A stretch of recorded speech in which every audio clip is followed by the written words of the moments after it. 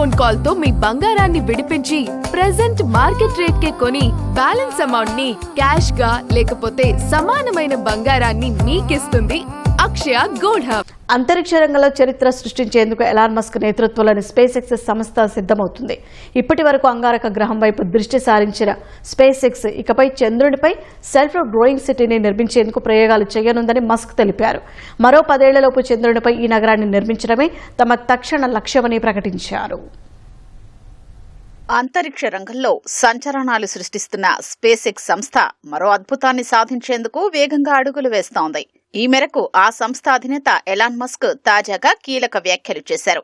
Space X సంస్థ చంద్రునిపై self growing సిటీని నిర్మించాలని లక్ష్యంగా పెట్టుకున్నట్లు వెల్లడించారు. దీన్ని 10 సంవత్సరాల్లోపు సాధించే అవకాశం ఉందని ఆశాభావం వ్యక్తం చేశారు. మానవ మనుగడను కాపాడేందుకు ఇదే వేగవంతమైన దారి అని మస్క్ అభిప్రాయపడ్డారు.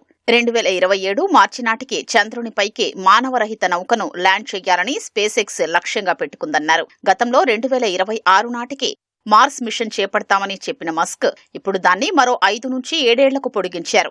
అంగారక గ్రహంపై నగరం నిర్మించారన్న చిరకాల స్వప్నాన్ని వాయిదా వేసే చంద్రునిపై నగరాన్ని నిర్మించడంపై మస్క్ దృష్టి సారించడం గమనార్హం. చంద్రుడిపై పట్టు కోసం ఇప్పటికే నాసా, చైనా మధ్య పోటీ తీవ్రమవుతున్న వేళ మస్క్ తీసుకున్న ఈ నిర్ణయం అంతరిక్ష పరిశోధనల్లో పోటీని మరింత తీవ్రతరం చేయనుంది.